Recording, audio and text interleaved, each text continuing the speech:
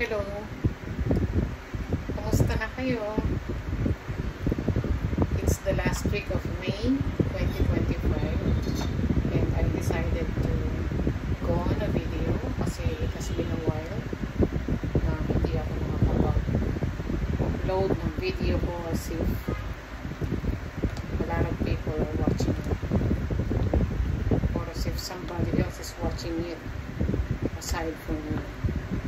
But anyway, today my menu, dinner lang naman ako nagluluto pero it's already, I think 1 o'clock today, 1 p.m. Ganun ako kaaga mag-prepare kasi para mamaya hindi na ako masyadong alas kung meron pa ako yung gustong isingit na gawin. Or I would either mag-take ng nap. Take ako ng nap siguro between 3 to 5 p.m. Tapos pagkatapos ko mag-nap, konting coffee and a bit of parang sliced bread or anything to go with the coffee. Kung walang sliced bread, kahit biscuit na lang para medyo relax na. So, una muna magigisa ako ng bagong alamang kasi yung mister ko hilig din bagong alamang. Meron ng bagong alamang, meron ng toyo, meron ng patis. So, bibigay ang hilig kasi minsan hindi ko ginagawa pero nakikita ko parang kulang siya, hindi siya masaya. So, sige naman, may bilang ang buhay, bahala na may gawin talagang patay na lahat. After a long day of work, simple lang naman yung hinihingi niya, inisang bagoong. So, kayang-kaya, diba? Mura lang naman guys. So, bibigay na. So, I will go ahead, magigisa tayo ng bagoong alamang. Ginagamit ko guys yung maliit na kanan kasi itong itong kawali ko which was given by my friend. Hindi siya compatible kasi induction cooker. So I have to use yung itong oil and kailangan ko patayin yung induction fan kasi para hindi siya huwag daw mahangin yung pintana. So there. Meron akong alam mo yun, yung nag-Bicol Express ako kunyari. So, may mga taba yung Bicol Express. Tapos, freezer ko.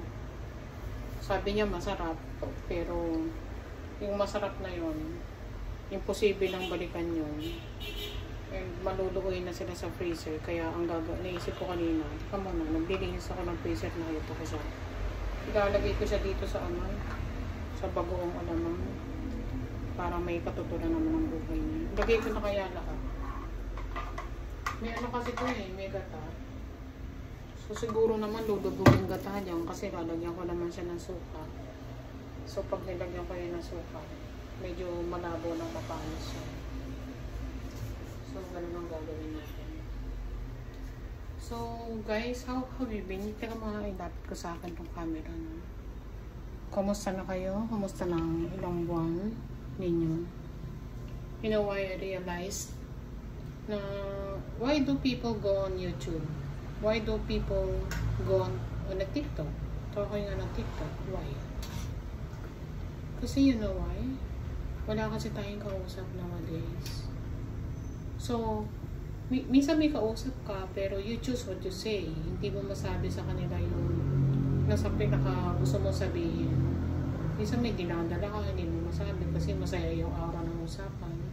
So parang magiging malungkot, magiging negative ang dating, or papangit na yung yung conversation kasi naumpisahan na yung parang malungkot na yun. And so therefore, sometimes when you see friends or families,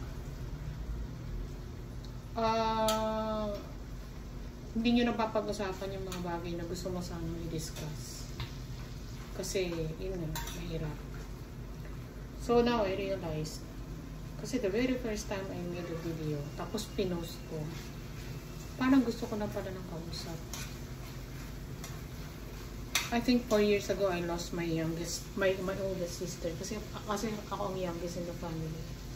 I lost my oldest sister. Siya yung panganay. And siya yung nakakaus. Palibasa, ang gap namin is 15 years. And siya yung nasa lugar ko ngayon. Na ito pala yung at that time I was less than 50. I'm 62 now. So 40s ako nun. And hindi ko naririnig. Medyo masaya pa ang buhay nun. Busy pa, malakas pa ang katawan mo, marami ka pang gustong gawin, marami kang nakakapagpa-excite sa'yo. Hindi ko nararamdaman yung mga ganitong pakakailangan. Gusto mo pa rin makausap. From time to time, meron ka pa ng takot, meron ka pa ng depression, na mga problema ka sa mga bagay na some people would think is not a problem. Pero sa'yo, problema yun. Now, if you have someone na malalim ang samahan nyo, like a best friend or a sister, yun yung mga tao na madidiscuss mo ng mga takot mo, ng mga worries mo, and they would listen to you with all their hearts. So, since nawala na yung sister ko na yun, what's left for me is another sister in US, pero she's a happy, jolly person na yeah, she gives advices, but she doesn't want you to dwell on your problems a lot. Pag nakikita niya nag-worry ka, she listens to you. She validates your feelings, pero ayaw niya yun magtagal sa'yo. Okay naman siya. As I may say, people are different. So, anyway, yung pagiging okay niya na yun, it controls me to tell things, to tell everything na kasi baka mapuno siya hindi niya rin kaya makinig ng gano'n, makabigat din sa kanya, yun din ang inisip ko. So anyway, yun ang kalamat bakit what I think is bakit people talk on YouTube, talk on TikTok, because wala na silang ibang makakausap. There is God. I know there is God. And you know what? Every day I talk to God. Pero bakit ko inuulit dito? Kasi inuulit ko dito kasi pinapanood ko rin yung sarili ko. After some time has passed, halimbawa lang na-solve yung problem na dinadala ko, yung worry na dinadala ko, I wonder, ganun pala yung state of mind ko at that time. Na, ano pala ako? Yung magugulong pala ako. Sort of things like that. And then, tinitignan ko din ang sarili ko. How do I speak? Mabigat ba ako pakinggan? Or chill lang? Or yung pinakwento ko ba is parang may possibility na makabigat din sa iba. Those things. So anyhow, here I go. May pinagdadaanan ako, guys.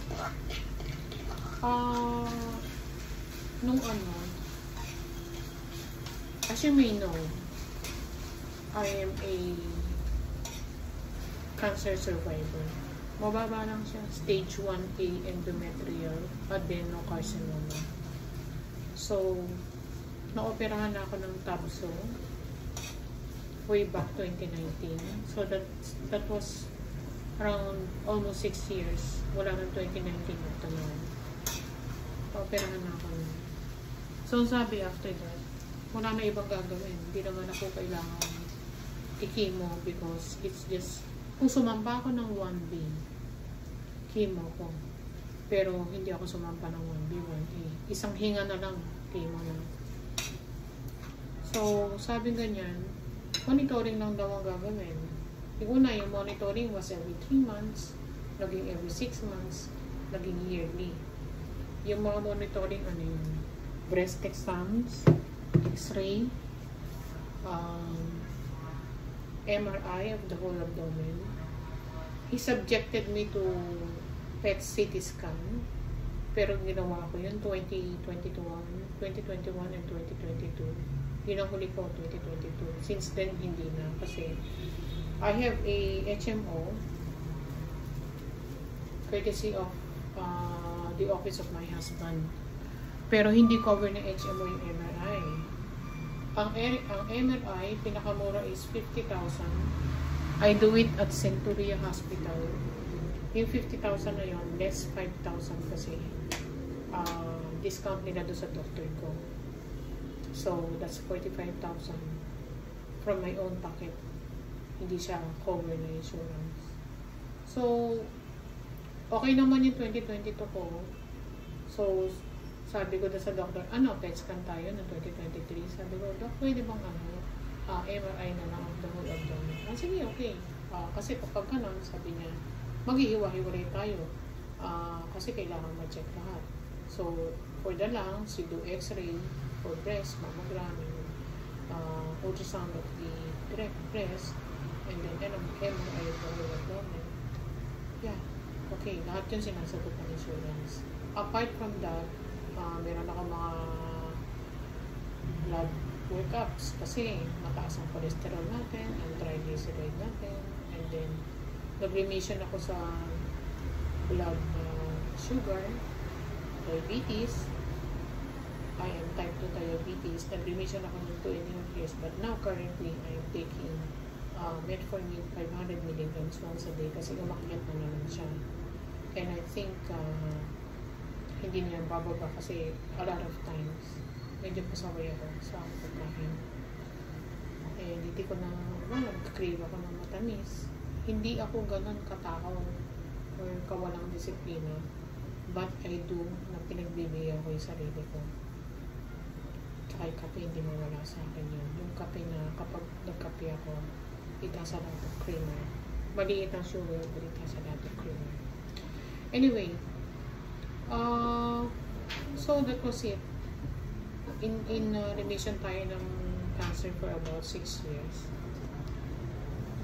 Pero lately, etong taon na to, nagawa yung MRI ko. Okay naman. MRI of the whole abdomen. Plain lang yun. And then sabi ko kay doctor ko, sa oncologist, Doc, parang yung last 2 years ng x-ray ko, lagi may opacities. Tapos parang hindi niya na maalala, siyempre sa dami ng pasyente. Ganun, sabi ko, oo. Pero pag inulit, kunyari yung normal na view, yung nakatayo ka lang na gano'n, makikita niyo may opacity. Uulitin yung parang apicolordotic view. Mawawala. So, wala yan. Gusto ba maulit? Okay, sige, okay. Ano ba, Doc? Ulitin ko ba? Okay na yan. O, di okay na. Sumunod na x-ray. Ganun na naman. Parang may opacities na naman. So, this year, sabi ko sa kanya, ba't lagi may opacities, Doc? Ano kaya pwede gawin? Gusto mo i-CT scan na natin yan, sabi niya. CT scan natin yung both. Sabi niya, yeah. Para isang paso ka lang doon, isang na lang yun. Isang shot na lang yun. Yung abdomen mo, tsaka yung chest mo. Sabay na. Sige po. O, di ginawa. Nung ginawa, okay yung yung okay pa. Ito pa. Yung ginawa siya, sabi 2 days ang result. Yung abdomen ko, nung pinagabihan, lumitaw na. Nakuha ko na sa website yung online result. Nakuha ko na. Pero yung sa dito, wala. Ang tagal. Tapos ba't kaya wala? Di, kapag gano'n, siyempre, kinakabahan tayo, di ba? Wala. Tapos, bukas, wala. Pangalawang araw, wala. Yung pangalawang araw, yun na yung max. Dumating gabi. Di binasa ko kagad. Kabasa ko, nakalagay doon, nahagip niya yung yung thyroids. So, nakalagay doon sa thyroids, solid nodule, tapos TRADS 4. Tingin. Ano ang TRADS 4? Tingin. Pero alam ko yung mga ganyan, like sa breast, kung sa breast ay BRADS 1 to 5, yung 5 pinakamasama, yung 0 pinakamaganda. Alam ko na rin sa TRADS na ganun din yun, ang andaran nun. 4, di ito naman, bakit 4? Tsaka ba, wala naman ako nararamdaman ganun. So, anyway, nakita nga, TRADS 4, di, tawag kagad kay Onco, pa-schedule kagad. Online na kami, hindi na kami pupunta doon. So, tumuon din siya doon sa hindi niya na pinansin yung abdomen kasi wala. tumuon din siya dun sa ano, dito kasi yun ang may recommendation na i-follow up itong thyroid, i-follow up ng ultrasound. Kasi ganun pala yun. May mga areas pala ng, akala ko kapag CT scan, yun yung the best. Better than ultrasound. Pero hindi pala ganun. Meron palang area. Depende pala sa area ng katawan. Kung better dyan ang ultrasound, or better dyan ang CT, or better, ganun. So this time here, sinabi lang solid nodule, papagawan pa ng ultrasound para makuha yung sukat. Pero doon sa CT scan nito, ang nakalagay pa sub-centimeters solid nodule. Ang solid nodule is not a good description. Sinabi solid. So, ginawa ko yung punta ng endocrinologist. Pagpunta ng endocrinologist, masarap naman magpaliwanag yung doktor.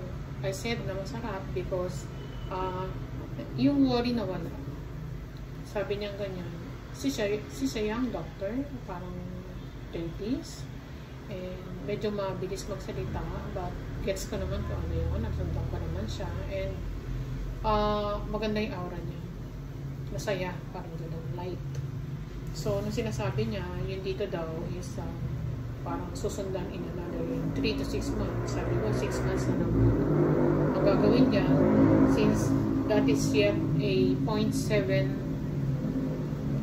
cm na solid nodule, titignan lang natin kung yung next ultrasound lumaki. Pag sumampa yan ng 1 cm, pagtutusok tayo, i-aspirate natin to see kung ano yan. Biopsy, in short, kung ano yan. Pero don't you worry because itong dito, ano man ang tumubo dyan, is a very slow growing cancer. In fact, you know what, for your peace of mind, there are patients na namatay na sila sa ibang sakit, pero yung dito nila ng cancer, hindi pa nag-progress. That's how she explained it. So, sige, okay. Labas na ako. Okay na ako. For the past some days, okay na ako. Eto na. Inubo ko. Siguro after 1 month, inuubo yung asawa ko, tapos hindi ko alam kung nangawa ko sa kanya. Inubo rin ako. Ako ayoko sa lahat yung umubo. Kasi kapag inubo ko, minamahal ko yung ubo. Ang tagal, gumaling. Even nung bata pa ako. Nung bata tayo, wala tayong pan-check-up I'm talking about college days. Nagkaroon ako ng ubo noon na, syempre dalaga tayo nun, diba? Tapos mabuka ng ubo sa classroom. Parang nakakabawas ganda. Hindi pa naman ako maganda nun. Tapos bawas ganda pa. Syempre hiyang-hiya ka umubo. Yung to the point na pagkakumati siya, talagang pagpapawisan ka sa kapipigil kasi nakakahiya. Kasi kapag inubo mo, puputok siya yung parang ang daing flame. Gano'n kadiri. Nagtaganan ako ng more than 6 months pero hindi yan napagamot kasi wala kaming pera. Pero siguro dahil bata pa ako, malakas pa yung resistensya natin. Gumaling. Tapos every time kapag uubuhin ako, medyo nagtatagal siya. Kaya lang, as I grow old, may panggamot na tayo, di ba? May HMO na, may pambili na rin ng gamot. Nakukuha. Pero may kasama siyang mga anti-allergy drugs. Di ito na. Inuubo ko, ayoko ng ubo, masakit sa katawan. Pumunta ako sa pulmonologist na pinuntahan din ng asawa ko. Di ako lang mag-isa. Tapos, inuubo ko, ganito, ganyan. Ganun pa, less than a week, ganun. Anong klaseng ubo, ganun. Usual na question. Tapos, reseta siya. Dok, sabi ko, nung February, today is May, di ba? Nung February, sabi ko this year, sinitiskan ako sa chest. Sabi niya, bakit? Kasi every year nagpa-follow up ako sa onco. Bakit? Kasi cancer survivor ako. Endometrial adenocarcinoma, stage 1A, ganyan. So, since 2019, after my operation, every year, tinitignan lahat yan. Yan, chest, itong boobs, itong abdomen, sabi niya. Sabi ko, nung nakita na onco ko, hindi naman siya nag-comment. Nag-comment siya doon sa thyroid ko, kasi yung thyroid ko, TRADS 4. Doon siya nag-comment. Ngayon yung sa ano, gusto ko sana pabasa sa'yo. Sabi ko, since andito na rin lang ako. Okay, you have it? Okay. Binansan niya. Tapos gigwitan ka agad na yung solid nodule. Kasi few eh. Ang findings sa akin is few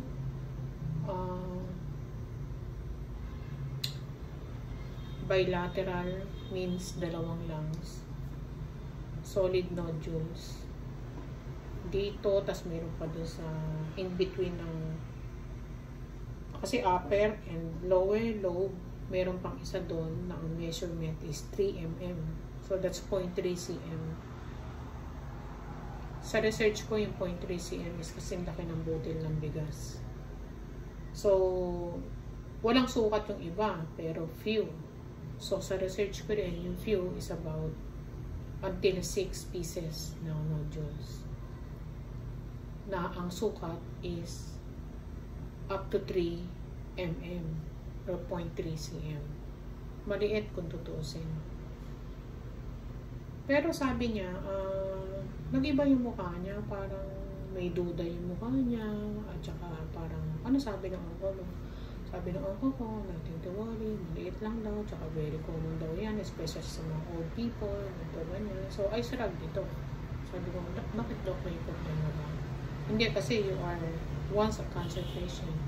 Iba ang tingin namin kapag ganun, medyo we are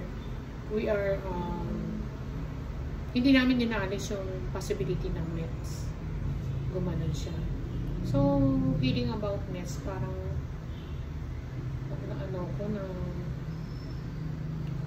siyempre nag-worry tayo, gano'n, nanahimik ako. Hindi ako nanahimik. Sumunod-sunod yung question ko. That time, can I sit down, guys? Nakatayo ako eh. Sumunod-sunod yung question ko. Sabi ko, Dok, paano yun pagka nag-metastasis? Sabi niya gano'n. Anong gagawin ko na? Sabi niya, I'm not saying tumaas ang boses niya. Sabi niya, I'm not saying it's a metastasis already. I'm just saying the possibility of metastasis. Kasi nga, ano kayo, dati kang, tas, mahina ako, sabi ko, kahit na more than 5 years. Sabi niya, kahit more than 5 years. And even if it's lower stage, sabi niya ganyan. Depende nga eh. But I'm not saying, kaya nga, sabi niya ganyan, iisa-isahin natin. Hindi tayo magja-jump into that conclusion. Gusto mo, papeskan ka. Ganyan niya ako. Hindi ko maintindihan bakit bigla siyang mainit ng ulo. Na ano ba siya sa akin? Na-enforce ba siya sa akin? Na-puwersa ba siya sa akin nung nagtanong ako? Ang tanong ko naman, I was low. I was low-toned. Hindi ko kasi in-expect yun. Kasi in-expect ko parang katulad na lang din yung sinabi ng uncle ko, common niya sa old people. Iba yung sagot niya. And, to tell you honestly guys, siyempre mas may way yung sa kanya kasi full mo siya eh. Ang onko ko kasi isang OB-GYN onko. So, more on dito siya sa tiyan. At saka sa mga nakapaligid sa tiyan. Tsaka maybe sa breast. Ganon. So, pull mo siya, siyempre iba yung inaral niya. Siguro na siya sa tanong ko ng nagkasunod. Parang tumaas yung boses niya. Dinig dun sa, siguro, I guess, yung pati yung secretary, dinig yung secretary. Kasi wala namang pintulo. Tapos may ganyan. Yung kwarto, hindi fully enclosed eh. Sabi niya ganyan, kung gusto mo, magpa-petscan ka, ganyan. Para malaman mo. Tapos hindi ako kumikibo. Tapos sabi niya ganyan. Tapos tsaka niya sinundan ng medyo madiin pa rin yung boses niya. Sabi niya ganyan, iisa-isahin natin. First, maraming possibilities bakit ka mayroong solid nodule. Pwedeng infection yan, pwedeng dati pang infection, pwede ang PTB, or yun, sabi niya. Metastasis, sabi niya ganyan. So, what we will do right now, we will do some PTB test for you. Na, yun na muna. Step 1 na muna tayo, PTB. So, nakita ko dun yung sputum na twice mong gagawin, day 1 and 2. Tapos, meron Gen Expert, tapos meron yung gold test na parang blood ang kukunin niya, hindi sputum. I think those are, dapat yan 5. Meron pa dong malignancy.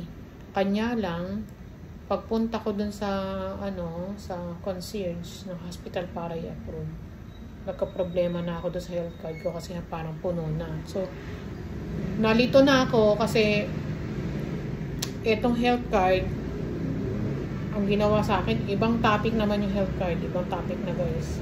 Kasi maano din. Hindi ko pa siya nabalikan doon. Anyway, parang sinabi ng health card na over na ho kayo ng 17,000. Kaya hindi disapprove na ho yan. Bakit ako nag-over ng 17,000? Nagmo-monitor ako ng lahat ng test ko, pati amount, and ang diagnosis. Hindi ako dapat na puno. Sabi ko, meron pa akong space dyan para sa, meron pa akong intended na mammogram. Di siya, I'm sorry, ganyan, disapprove na. Unless, sandali lang ko, i-discuss ko sa director. Ang tagal ko nakahang doon. Yung pool mo hanggang alas 12 lang. It's 11 past na. Bumalik siya sa akin. Sabi niya, ayaw ho ng director talagang approve na ho kayo. Unless you go back daw doon sa pulmonologist to get a certification na yung mga test ninyo is nothing to do with cancer. Sabi ko, wala tong something to do with cancer kasi this is just to rule out Cox disease. Cox disease is PTB. Pinaganda lang niya. Ma'am, wala akong magawa Kumuha na ako kayo ng certification para tapos na. O sige, bumalik na ako. Pero ko kasi nga down na ako doon sa metastasis issue, tapos yung doktor masungit, babalik ako sa kanya para humingi ng certification, di ba? Hindi, sasabihin niyo? Bumalik ako, sabi ko doon sa secretary, dahil sabi ko ganyan, hingi ako ng certification kay doktor kasi ayaw ako i-approve ng insurance. Sige ho, maghintay na lang kayo po kayo sa labas ngayon, tawagin ko kayo. May pasyente ba? Meron daw po ako. Habang nakaupo ako, pinapractice ko yung sasabihin ko doon sa doktor kasi nga masungit, di ba? How will I say it briefly na makukuha ko yung loob niya na bigyan niya ako ng certification para i-go yung mga TB test. Ito na. Biglang bumukas yung pinto. Pagbukas yung pinto, yung doktor na meron pala siyang yung medyo may katabaan ng konti yung doktor. Meron siyang tawag nito? Ano ba yun? Tungkod. Meron siyang tungkod. Nagulat akong ganyan. Bigla akong tumayo. Ako, Dok, sabi ko ganyan. Pinilit kong umiti. Sabi ko, Dok, sabi ko ganyan, sorry. Ayaw akong i-approve ng insurance Kailangan doon ng certification na hindi ito related sa cancer. Sabi niya, ha? Hindi related sa cancer yan. We are ruling PTB. Sabi ko, opo, ilang beses ko na in-explain pero pinipilit talaga nila certification ng doon na hindi yan related sa cancer. Buti, pinagbigyan ako. Pasok ulit kami. Pinadala sa driver niya yung bag niya, tsaka yung niya. Pasok ulit kami, bukas ulit siya ng kwarto, bukas ulit siya ng ilaw, ng desk niya, bukas ulit siya. Buti bumait. Tapos, katanga siya. Tapos habang sabi niya, niro-roll out na nga lang natin, TB, wala namang cancer. Oo nga, Dok, pinilit ko nga, nahirapan ako, ganyan. Pag hindi raw nagawa yung certification, di raw magugutong test. Sige, gawa siya. Tapos, sabi niya, ito, tanggalin na lang natin yung isang test na tungkol sa malignancy. Pag hindi pa yan ginaw, sabi niya, wala na ako magagawa. Balik ako doon sa concierge. Okay, ginaw yung test. After, I think 1 week. Kasi meron doon isang matagal Hindi ko alam kung sino doon. After 1 week, nakuha ko yung result. Negative ako sa PTB. Nag-iisip na ako. Kasi siyempre, may idea naman tayo. Nagtatanggal tayo ng possibilities, di ba? Inflammation, PTB. Habang nawawala yung isang possibility, babaksak tayo doon sa metastasis. Iisip ako hanggang dumaan na yung eleksyon. Wala. Pumunta ako ng Miyerkules. Last week, pumunta ako ng Miyerkules. Bumalik ako. Dok, sabi ko ngayon, pinag-test mo ko ng PTB. Natandaan niya ako. Pinag-test mo ko ng PTB. So, kumusta yung bubo mo? Sabi ko, okay naman. Yung binigay mo sa akin na pang-puff, yung pang-puff, Parang Respira ang pangalan. Dalawang gamit ko lang nawala yung ubo. Pero inubos ko yung antibiotic na 10 days. At saka inubos ko yung isa pang binigay niya. Kalimutan ko kung ano yun. Tapos, tinignan niya yung test. Tapos, chinek niya. Sabi niya sa akin, negative ka Sabi ko, yun nga dok So, sabi niya ganyan.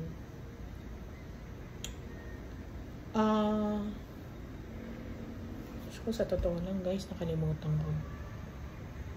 Kasi habang nagaganon siya, yung utak ko nakarating na dun sa ano. Alam mo yun, yung bumalik ako dun sa first eksena ng 2019, yung sinabi sa akin ng OB na may cancer ka. Bumalik ako dun sa eksena na yun. So habang naggagaganon siya, tas ina-update niya yung record ko sa kanya, tahimik ako. Sabi niya sa akin, o ba tahimik ka? Tas may question ka ba? Bumait siya. Sabi ko, wala po. Tapos sabi niya sa akin, tinignan niya ako sa mata, sabi niya sa akin, huwag ka mag-isip. Sabi ko, nagdadasal na lang ako, dok. Yun ang gawin niya, sabi niya. Hindi ko siya matanong ng, may tanong ako, hindi, sabi niya sa akin, may tanong ka. Ang sagot ko pala sa kanya, hindi wala. Ang sabi ko pala sa kanya, may tanong ako, pero I would rather not ask. Gusto ko na lang magdasal. Tapos, doon pala siya gumanon. Nalimutan ko guys yung mga parang ganon. Tapos sabi niya, nakikita ko siya, nagsusulat siya ng CEA. Ay, alam ko rin yun, cancer marker yun Pero sinabi rin niya sa akin, na yung CEA daw, cancer marker daw yun for 5 kinds of cancer, kasama na yung lungs, colon, hindi ko alam po ano pa yung iba. So sabi ko, so gagawin ko ba yan, dok? Sabi niya, hindi, ang parang ko, ganito na lang gawin natin. Bumalik ka sa akin sa July, uulitin natin yung CT mo. Pagka lumaki yan, ulitin natin yung CT mo, tapos parang isasabay yata yung CEA blood test. Tapos ang paliwanag niya, titignan niya kung lumaki yung yung bukol. Kasi nga masyadong maliit Kung lumaki, hindi ko alam kung hanggang kailan naobserbahan. Tsaka hindi ko alam kung kapag lumaki, kung at what point may gagawing iba. Basta ang pagkakasabi lang niya, in 2 years from now, kapag hindi gumalaw ang size niyan, okay ka na. Pag gumalaw ang size niyan, may concern tayo. Gandun lang ako. Hindi na ako nagtanong. Thank you, Doc. Uwi na ako. Diyos ko, tulala. Gamakasakay. Yung init, katingkara ng init, mga alas 12. Alas 12 yung clinic niya natatapos Hindi ko naramdaman, guys. Umalis ako ng bahay, mga 10. Puro ko reklamo sa tunong-tunon na kagad yung pawis na jeep tayo. Tagal pa ng jeep. Hirap na sumakay. Nung pagkagaling ko nun, mas mainit pa. Gutom ko nawala Tapos, init-init. Nakarating ako ng bahay, hindi ko nainom yung tubig ko. Nabaon ko. Buti ng bahay, laglag yung katawan. Tulala. Hindi ko kayang umiyak. Ganito rin yung eksena ng 2019. Alam mo guys, iyakin ako. Nanonood lang ako ng mga palabas dyan. Kahit wala naman akong pakialam sa mga tao na pinanonood ko sino ba yan. Iiyak na ako sa mga sinasabi. Nakakita lang ako ng umiyak. May umiyak lang sa harap ko. Iyak na rin ako. Babalo ako. Pero, itong mga cancer na 2019 hindi ko na kayang umiyak. Ngayon na naman, bigat-bigat na naman, pero walang luhang lumalabas sa akin. Mabigat na. Gusto ko lang umupo tsaka tumanga. Yun lang ang naramdaman ko. Even yung best friend ko, kamusta na yung ano mo, ganyan yung pulmo mo? Hindi ko kagad siya nasagot. Hindi kasi pagkatapos kong tumanga, gumawa ako ng bahay, naglaba ako, nagpaso, nalinis na, ligpit. Yung higaan ko, hindi ko pa naligpit. Ligpit ng higaan, nag-mop, nag-vacuum, lahat kinuskus ko.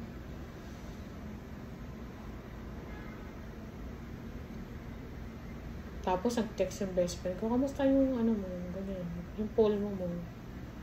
Hindi ko siya masagot kasi hindi ko alam kung paano ko ikukwento. Mahaba yung kwento, hindi ko alam saan ko magsimula, ganyan. Tsaka parang nakalimutan ko yung ano, kung pagkakasunod-sunod, baka maguluhan siya sa kwento. Ang ginawa ko, binoise, yun sa messenger, hindi may parang recorder doon ako nagsalita. Puro ganun ang ginawa ko, putol-putol. 1 to 2 minutes, ganun. Kaya andahin ng message. Kasi, hindi ko masusulat, magulo. Pinento ko na lang, parang ganito. Yun lang ang tangi ko na saan talaga yung best friend ko na yun. She's more than a sister to me. Tsaka, batuhan lang kami ng... Hindi kami nakikita ng madalas, guys. Pero walang linggong lumipas na hindi kami nag-usap. Tapos yung mga usapan namin talagang... Ano talaga? Ultimo kalihim-lihiman, walang dark secret sa amin dalawa. Lahat, kahit nakakaya, kahit ano, ganun kami katiwala sa isa't isa. Siya ang salvation ko. Kumbaga parang patumba siya ng Diyos. Ang kaibahan niya lang sa Diyos, nagsasalita siya. Tsaka, minsan yung mga sinasabi niya, nagiging parang advice to me. Yun ang kinaibahan niya. Every time I have a problem,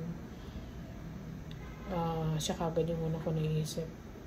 Mas naiisip ko siya kaysa sa asawa ko. Kasi yung asawa ko, alam niyo, may lalaki, guys, tulala.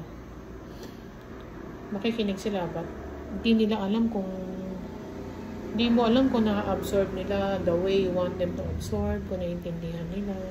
Minsan yung salita nila, yung sinagot nila, iba. Dayo doon sa kinuwento mo. Yung pala hindi naintindihan. Minsan ulit-ulit ka. Saka ulit-ulit mo nawala na yung drama doon sa kinakwento mo kasi napalitan na ng inis na ano ba ito? May nagets yung kinakwento ko. Ganun. Hindi katulad ng sa friend ko na kakaintindihan kami. The kind of friend na swak sa akin na parang kalahati ko siya. Ganon kami ever since. I think more than 3 decades. And maswerte ako na wala akong big family tulad niya. Pero I have her. Anyway, tinanong niya ako nung pulmo mo ganyan. Sinagot ko siya ng recording kasi magulo yung kwento ko. And yun nga. Siya din kasi marami din siyang issue pero hindi siya nagka-cancer so far. Ang pinakamabigat lang niya is PTB. Pero yung cancer, salamat sa Diyos, wala siya. Yun, tapos after ko kwento sa kanya, the next morning, kinamusta niya ako, gusto ka, ganyan. Ganun lang naman kami, give and take kami sa mga kusina yung nagdadala ng mabigat. Kamusta ka, ganyan. Ang laking bagay na ng maliit na kamusta ka. Ang laking bagay na. Kasi ang laki rin ng haba rin ng sagot nun eh. Yung sari-sari na yung sagot nun eh. Kamusta ka na yun? Ayun na yung chance mo para, Diyos ko, bumuga, diba? Anyway, yun ang pinagdadaanan ko. Ang pinagdadaanan ko yung nodules ko rito na 0.7 pag naging 1 cm tusok. Tapos diba? Tapos yung nodules ko, di bali man lang sana kung yun nasa lungs. Single nodule lang eh. Multiple pa, diba? Tapos I cannot help it. Di nag-watch ako ng YouTube. Hindi ako dun sa Google tumitingin kasi yung Google, very limited siya, tsaka kakatamad magbasa. Ito mga nagsasalita mga doktor sa YouTube. Siyempre, hinahanap ko lang yung topic, ganun. Tapos, ako, much more, intimidating, pero yung best friend ko, hindi niya kaya makinig ng mga ganyan. Tungkol sa sakit niya, yung niya, nire-research niya, pero tumitigil siya at some point kasi natatakot siya papangit na yung Pero ako, I don't know, parang ang tapang kong makinig kahit na, nawawala na ako sa sarili at the middle kasi, Diyos ko, ako ba to? Ito ba mangyayari sa akin? Ganun. Kasi, a certain doctor is saying na, yung multiple nodules daw, both lungs, which is my case. Yung daw multiple nodules, pwedeng yung isa cancer, yung isa hindi. Pwedeng dalawa silang cancer na magkaibang cancer. Pwedeng ito cancer, pwedeng ito rin cancer na nag-metastasize from this cancer. Pwede rin silang parehong cancer of the same kind na nag-mets from somewhere else.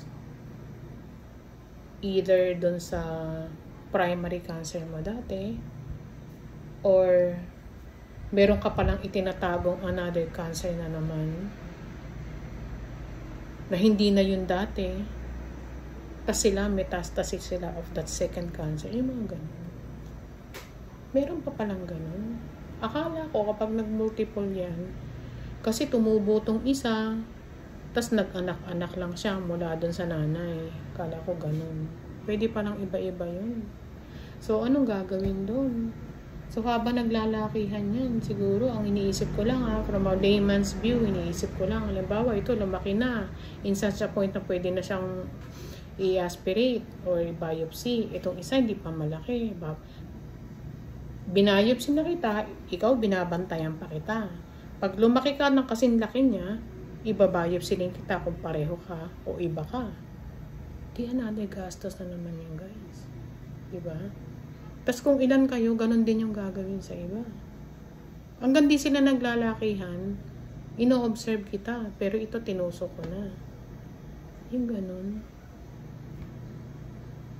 Ano ang problema doon? Number 1, money. Retired ako. Nakaasa lang ako sa SSS ko na napakababa, which is 11,000 a month. Meron pa akong anak na hindi ganun naging kaswerte sa buhay na tinutulungan. From that money, and then the other part of that pension is going to my medicines, nanday ko medicines. Kasi may iba pa akong sakit. Meron akong superficial thrombosis or yung blood clot sa paa. Meron akong chronic venous insufficiency, yung something to do dun sa valves ng paa.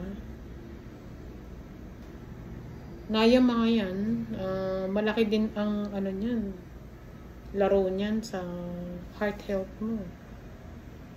Bukod dun yung mga hindi na nagsibaba na mga, alam mo yun, yung cholesterol mong matigil lang ng 3 buwan, talagang shooting to the OA na sa pagka-shoot, yung cholesterol at saka yung triglyceride. Na alam mo namang masama din yan sa katawan. And then, itong sugar ko, na no matter how disciplined I am, siguro yung pagiging sedentary, dahil wala na mahalo na yung tamad mo Kaya sometimes talagang naisip ko, there is really a way to die. There is really a reason to die. Kasi, sino ba naman at my age yung nagtatatakbo pa dyan sa treadmill, diba? Diba hindi? Sumagot kayo, yung mga ka-age ko. Ewan ko na kung extraordinary kayo.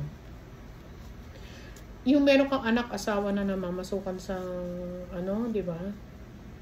Early in the morning, asikasuhin mo yung ano niyan, yung mga baon niyan. Pag alis niyan, takbo ka ng palengke. Pagdating niya, asikasuhin. Hindi ka pa nakakain, nakainom ng gamot mo, may labada ka pa, yung pinaghigaan, diligpit mo pa, di ba? Paano ka pa makakapag-exercise nun? By the time na free ka na para mag-exercise, pagod ka na. At saka yung init na yan. Paano ka mag-exercise niyan sa init na yan? Di ba guys, nakakatamad? Yun yung dilemma. Kaya yung sugar na sinasabi na tumataas. Kasi kasama dun yung sedentary lifestyle na how can you manage that? Matanda ka hindi mo kayang sumabay sa mga batang exercise dito, exercise dito. Wala, talaga mamamatay na talaga tayo.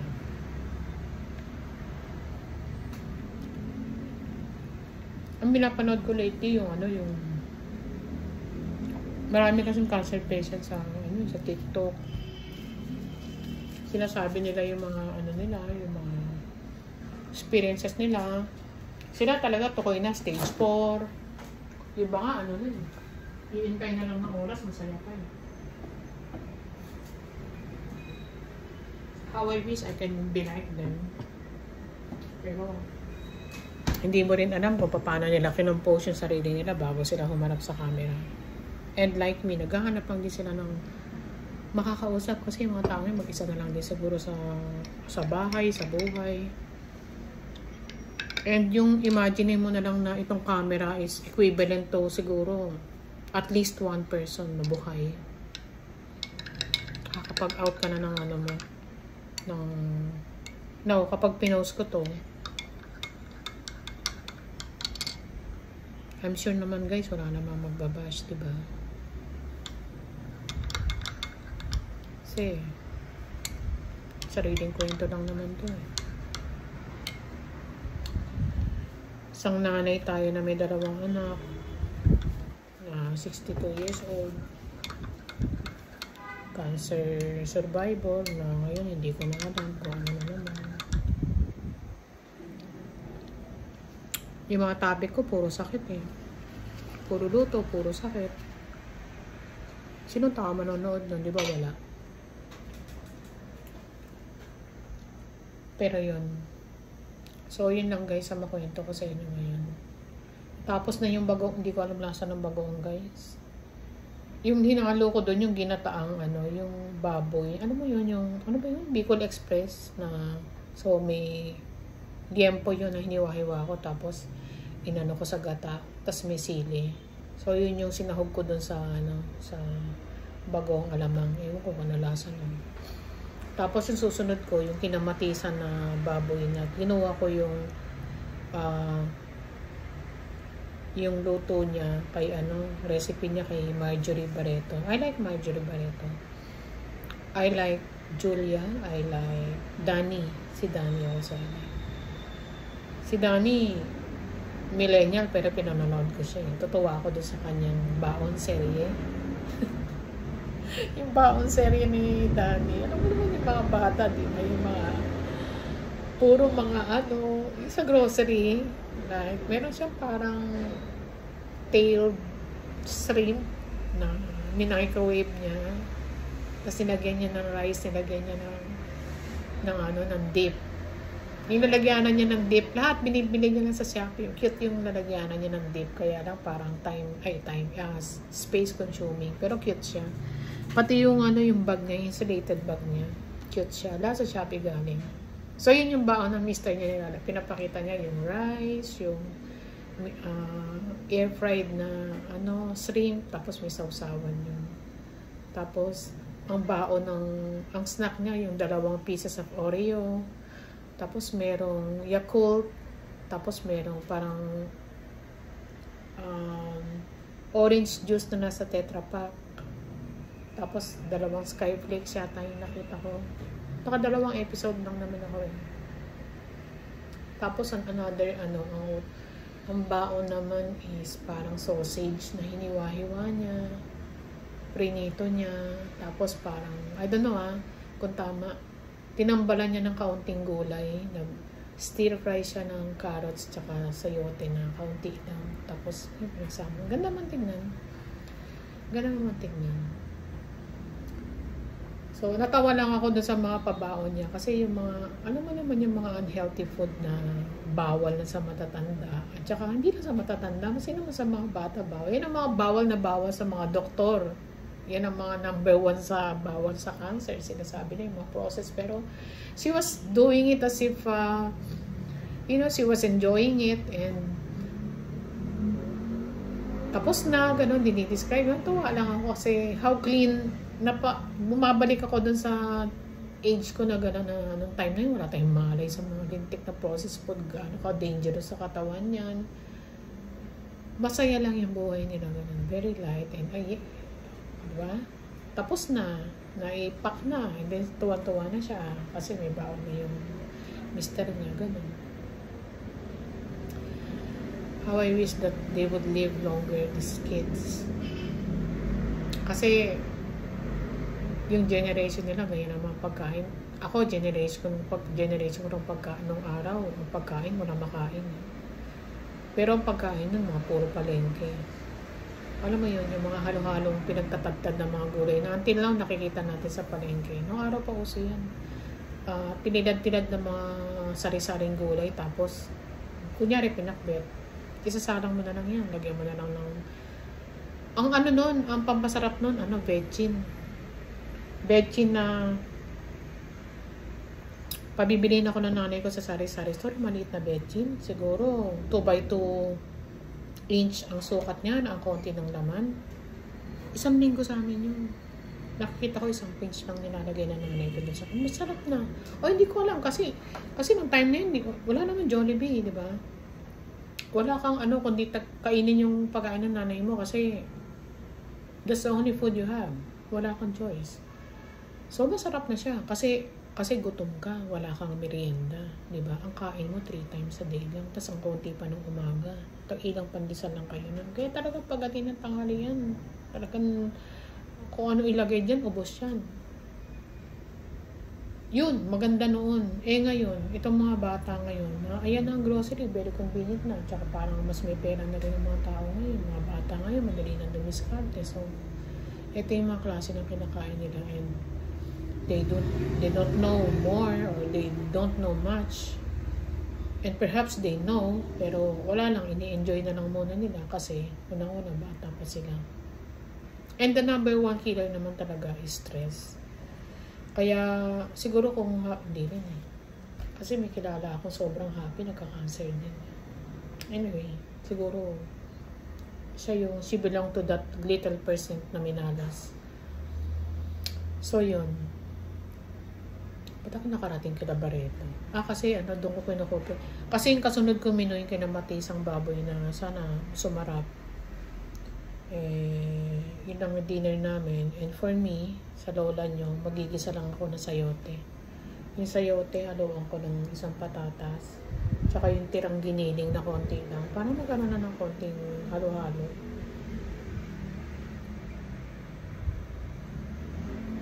Lunch hour na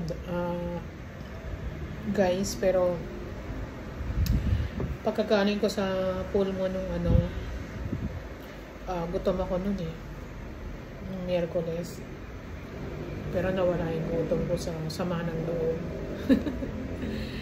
Naisip ko paano ko palalakasin yung yung resistensya ko, baka sakaling mabura yung mga noodles na yan. Bumili ako ng Glucerna. Yung Glucerna, binigay ito may time na nanghina ako sobra. Hindi ko maintindihan bakit. Binigyan ako ng long time cardio ko ng Glucerna, pero parang 1 or 2 glasses lang a day. So, this is what I'm taking now. Malamig, nilagay ko dun sa freezer. Kasi, sarap pagka malamig Tapos, bumili ako ng Consace. Ang iniinom kong gamot right now is 8 pieces. 8 pieces na parang maintenance siya. Kasi meron akong AFib din, atrial fibrillation na sabi ng doktor ko, hindi naman daw, pero binigyan niya pa rin ako ng Nebivolol para doon sa palpitation. Binigay niya ako nun. So, yung 8 na yon, dadagdagan ko pa ng calcidin, isa calcium supplement, tas Conzace. Tas meron akong tinigil ko, gusto ko rin ibalik yung vitamin B complex. Gusto kong ibalik yun. Ang brand ko is Neurobion. Hindi ko nabili. So, gusto ko ibalik yung tatlo na yun. Yung calcidin, hindi lang tatlo yun. Meron pang evening primrose yun. Hindi ko na kung para saan yung evening primrose. Ang parang pagkakasabi sa akin, kapag sumasakit yung breast mo at saka sa balat, kasi guys, sobrang balat ko. Ang dry. Pero kasi, diabetic tayo, kasama na yun. Ihi ka ng ihi. Yun ang tinanggal ko, yung evening primrose, yung calcidin, yung Conzace, at saka yung vitamin B complex, 4 yan. So, pag dinagdag ko yun doon sa 8, magiging 12. So, habang iniisip ko pa kung fully bibilin ko sila yung 4 na yan, nag-glosser na muna tayo.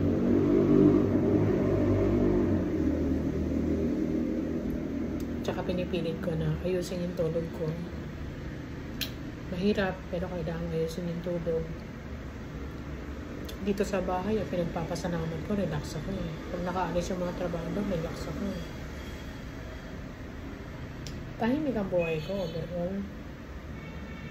Tahimik. Ito lang sakit yung nagpapagulo. No? Kaya, ang dinadasal ko na lang palagi sa kanya, I want to live more, to be with my children. Kahit na malalaki na yung anak ko, gusto ko silang sundan.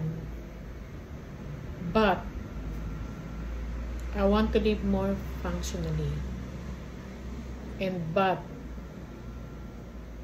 I want to live more, but I do not want to outlive any of my family. Itong 3 kasama ko.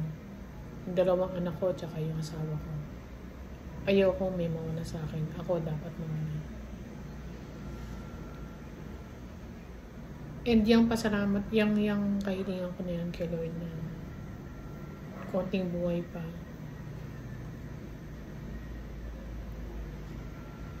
Kung hindi ibigay sa atin, yun na lang sana matanggap ko. Na hindi ko, yung matanggap ko, ma-accept ko siya. And then yung mga natitira kong buhay, magawa ko kung ano yung dapat.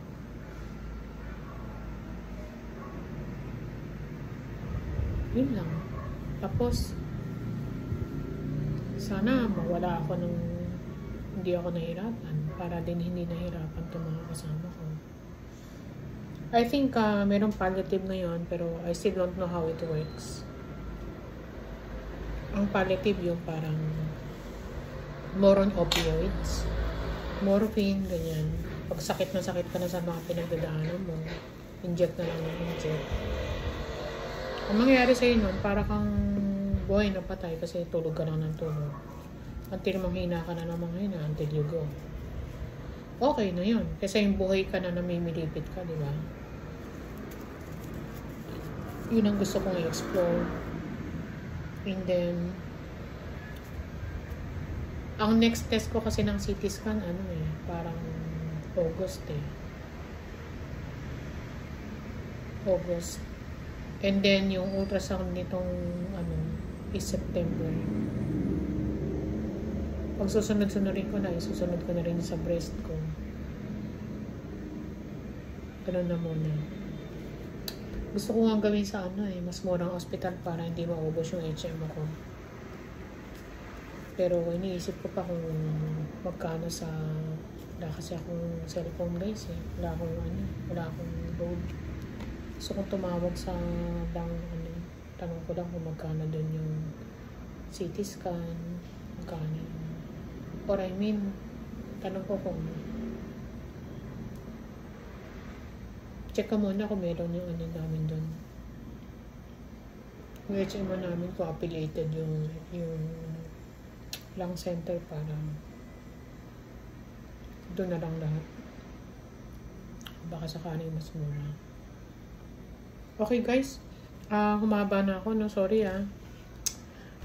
kasi akala ko tao kayo. I mean, tong cellphone akala ko tao. So, alam mo naman, sabik tayo sa kausap. Kaya pagka naumpisa madaldalan, yun na, tuloy-tuloy na. So, sorry, ang daming mga unnecessary dun sa video ko.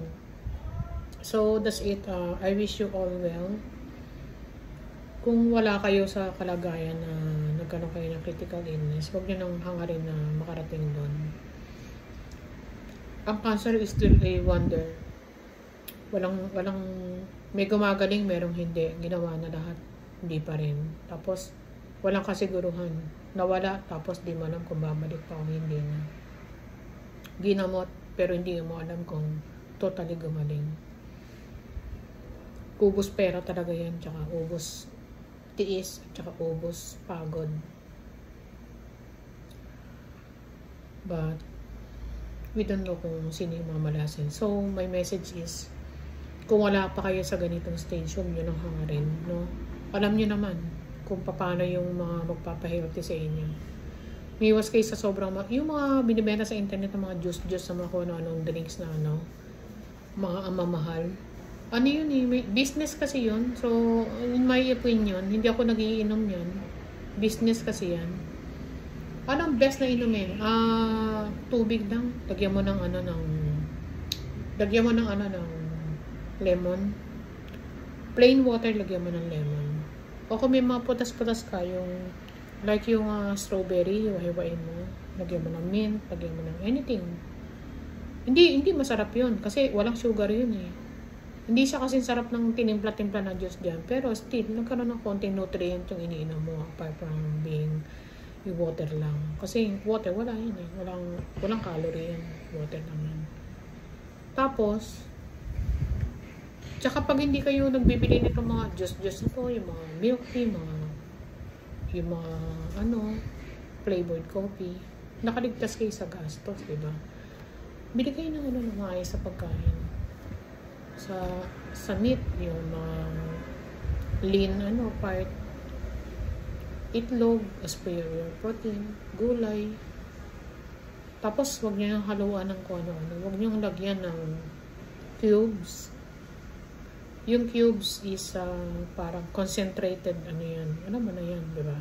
So, siguro hindi nyo alam. Mga concentrated fats din yan ng mga kung sino siya. Halimbawa, si chicken, di concentrated fats ng chicken. Kasi masarap yan eh.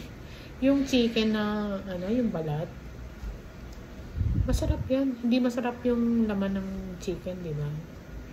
Maliban kung pakaalatan mo yan. Pero yung niyan, pinirito mo, halimbawa yung balat niyan, o kung paano mo yun. Lalo yung pinirito mo maluto.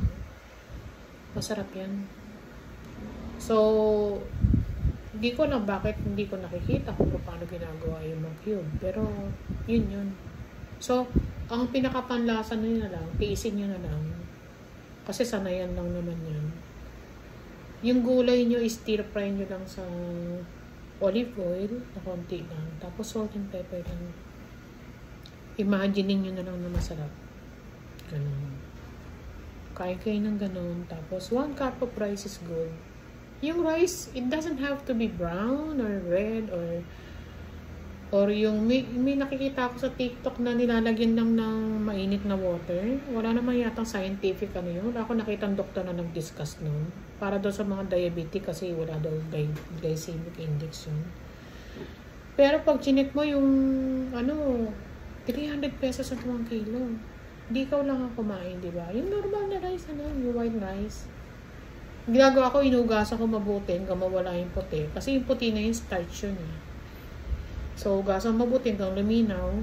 Tapos 1 cup lang nun. Tapos, palamigin mo lang. Kasi may mga doktor na nagsasabi na yung leftover rice na lumamig, especially yung nirep mo, yung microwave mo afterwards. Yung microwave, hindi yan delikado kasi saplit lang. Konti lang ang radiation yun. So, nawawala yung glycemic, nababawasan yung glycemic index ng white rice kasi lumamig na siya, tsaka madalang ininit. In comparison sa bagong luto na rice na mas masarap yun, mainit yun, pero high in glycemic index. So, ganun lang. Magkano ng kilo niya? 60 pesos. Tagal mo kakainin yan. Tapos yun, stir-fried na gulay na salt and pepper lang. Tapos yung meat mo, either sabawan mo, or i-air fry mo, o kaya i-prito mo rin kung gusto mong prito dun sa olive oil, o kaya dun sa may microwave, i-brush mo lang ng konting olive oil din. Tapos siyempre timpla mo na ng salt and pepper and konting kalamansi, brush mo ng tapos yun lang, okay na yun. Hindi na kayo maghanap na tsaka yung mga eat out sa labas, big no yun. Hindi ako nasasarapan hindi ko alam, dati nasasarapan ako, pero parang yung mind ko tinulungan yung ko na hindi na ako nasasarapan sa mga Jollibee, sa mga unless na emergency, nasa labas ka, gutom na wala kang makainan, kain ka ng Jollibee, no choice. Pero yung nasa bahay ka, mamili ka. Everyday namimili ako eh. Exercise ko na din yun. 30 minutes total back and forth sa palengke.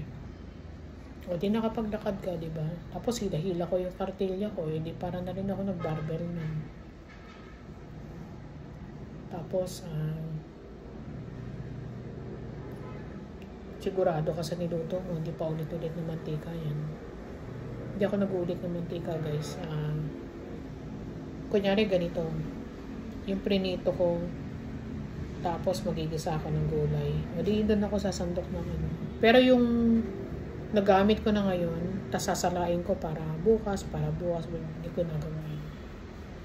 Yung ginamit ko na ngayon, kung meron mamatira dyan, tapo na yan. Kasi nag-iba na yung chemical reaction ng mantika the moment na sinasang mo na siya ng I've been very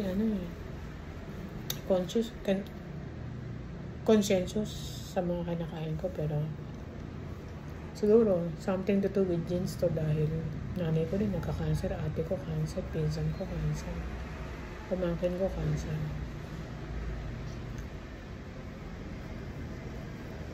Iba-iba yung way na kamatayan natin. And walang lusot. Kaya nakiusap na lang kay Lord, kunting haba pa.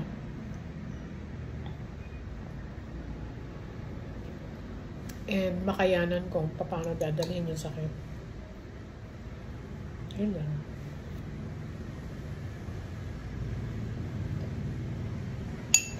Ayan guys. Glucerna is ito yung milk ng mga diabetics. So 1 glass ng Glucerna. Tapos yung saging ko hindi naman siya ganun kahinog. Pag namamalengke ako, buti na lang hindi ako pinapagalitan ng tindera. Medyo sipindot tayo. Tapos ko, pasensya ka na kasi bawal ako sa matamis na saging. Kaya kailangan ko yung medyo matigas pa. Yung medyo berde-berde pa yung hindi siya nagsasalita. Okay lang, wala naman sinasabi. Guys, sorry okay. That's it. Until my next video. And I hope everything's well with you. Hope all is well. And thank you so much for listening. Bye. God bless us all.